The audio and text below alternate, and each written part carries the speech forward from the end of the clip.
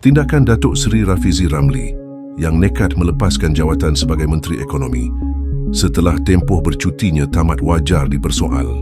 Ahli Dewan Undangan Negeri Kota Siputeh, Mohd Ashraf Mustaqim Badrul Munir menyifatkan ia bukan bersandar kepada prinsip, sebaliknya lebih bersifat canggung melihat hantaran Facebook Rafizi Ramli hari ini yang hadir buat kali akhir ke kementeriannya, yang memberi indikasi tuntas bahawa Rafizi benar-benar berkerat rotan berpatah arang dengan Datuk Seri Anwar Ibrahim.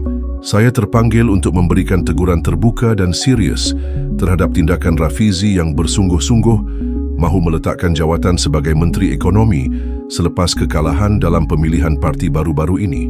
Banyak pihak memuji kononnya beliau berpegang pada prinsip.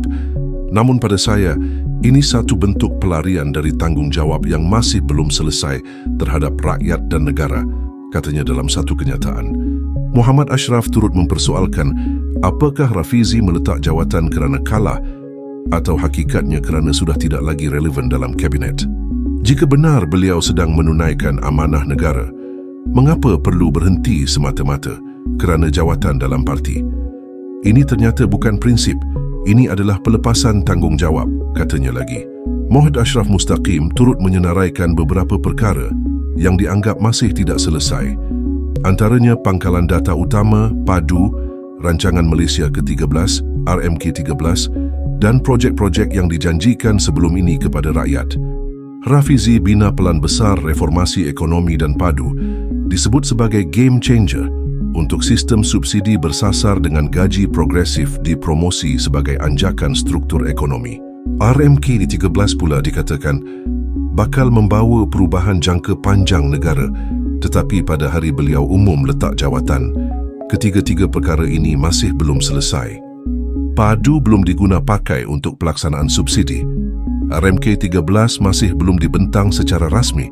Gaji progresif hanya kekal sebagai wacana, bukan dasar terlaksana, ujarnya.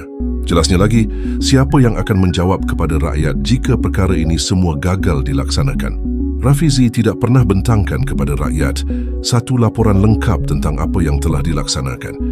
Tiada laporan keberhasilan dasar, tiada garis penyerahan projek, dan yang ada hanyalah pengunduran dan ucapan sentimental. Di mana letaknya prinsip kalau tanggungjawab tidak ditunaikan hingga ke akhirnya? Soalnya lagi, jelasnya tindakan Rafizi sebegitu Nik Nazmi Ahmad membuktikan bagaimana parti telah menjadi terlalu penting sehingga nasib rakyat dikorbankan kerana permainan jawatan dalaman. Adakah kelangsungan jawatan dalam PKR menjadi lebih utama dari keberlangsungan dasar ekonomi untuk rakyat? Apakah prinsip ini sudah tidak lagi dijunjung bila keputusan parti lebih menentukan kelangsungan jawatan dan bukan prestasi kerja?